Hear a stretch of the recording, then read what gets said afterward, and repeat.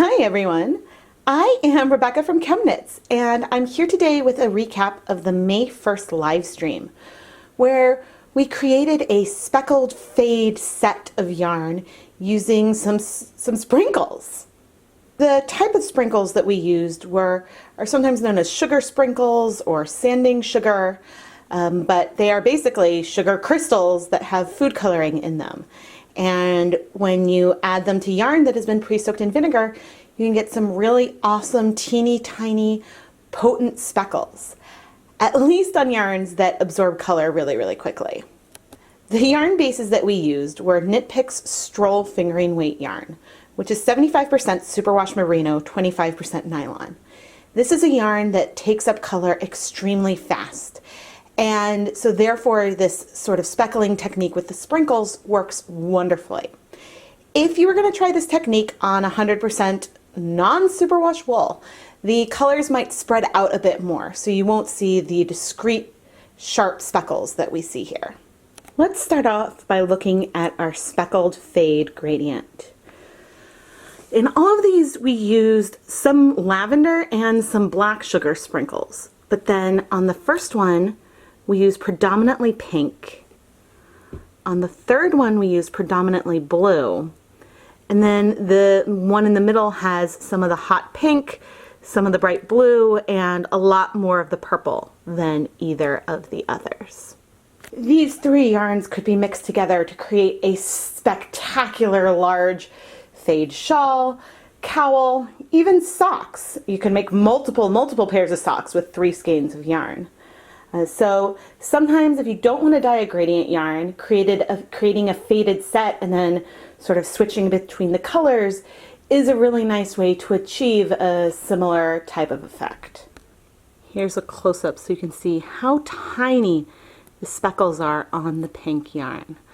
The black speckles, well the black sprinkles tended to be a tiny bit larger, but you can see that the colors broke from sort of a deep, almost black maroon with a little bit of a blue halo. The purple speckles, sometimes you can see a little bit of breaking into sort of a magenta and blue, but there is also some blue and pink sort of sprinkles on this yarn as well. In general, the colors seem to have a little less punch than the blue and the pink. Maybe because it was lavender versus a violet, and so overall maybe it had a little less food coloring. I was very pleased with these blue sprinkles. I was concerned, since blues typically need more acid and heat, that the blues would spread out a lot more than they did. But we still have these teeny weeny tiny little speckles. Altogether, this is a really fun, sort of coordinated, whimsical set. When you're a little more zoomed out, you almost don't see the speckles. You kind of see something that looks like a very pastel yarn. But I love that as you come close, then these little tiny speckles of color start becoming even more obvious. In this fourth skein, I started off by wiping off the half dissolved sprinkles that were on our work surface, which sort of gave sort of like a little bit of a pastel wash to the yarn almost. And then I covered it with a lot of black and a lot of green sprinkles, sugar sprinkles. The resulting color is really fun. You see the sort of brown maroon on here and the blues that broke from the black sprinkles, and then the green kind of shows up in some tiny little hints. There was a lot of bleeding from this yarn, green bleeding, when I was washing it. I mean, it washed out pretty quickly, but more than we typically see with some of these food coloring techniques. I did let this yarn sit on my counter for a little while before microwaving it to sort of give the sugar sprinkles some time to dissolve and the colors some time to spread out. Finally, we used the lavender, pink, and blue sprinkles on one skein of yarn in sort of a hand-painted effect. I love filming live streams because you guys are able to give real-time feedback on the colors and the techniques that we use. And that just makes everything a lot more fun. I used, in each of the more paler colored sections, I used a lot more sprinkles than I did on our fade. So they are overall a bit brighter. But when you look at them, they really look freckled. It's pretty cool. In some of the black sections, there are some longer stretches where I had some more, I guess, of the black sprinkles in an area. And again, the lavender seems to be a little like less, has less of a punch than the pink, and the blue.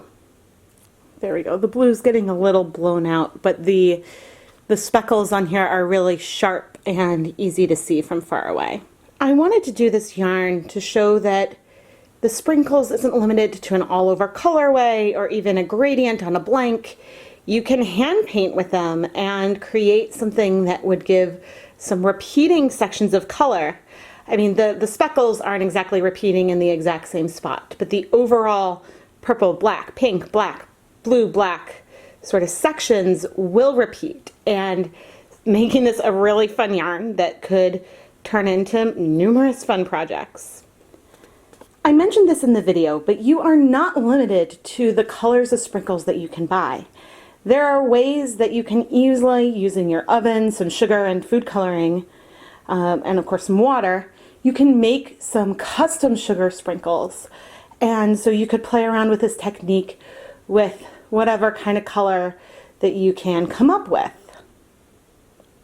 And ultimately, that's probably a slightly more cost-effective way to do it than to buy the sprinkles.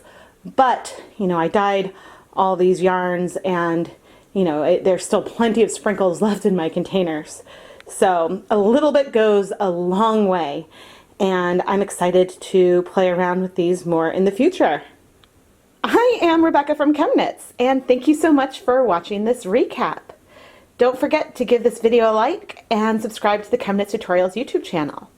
Also, don't forget to check out our Etsy store, ChemKnits Creations, where you can purchase yarn that has been dyed in past and some upcoming dyeing videos.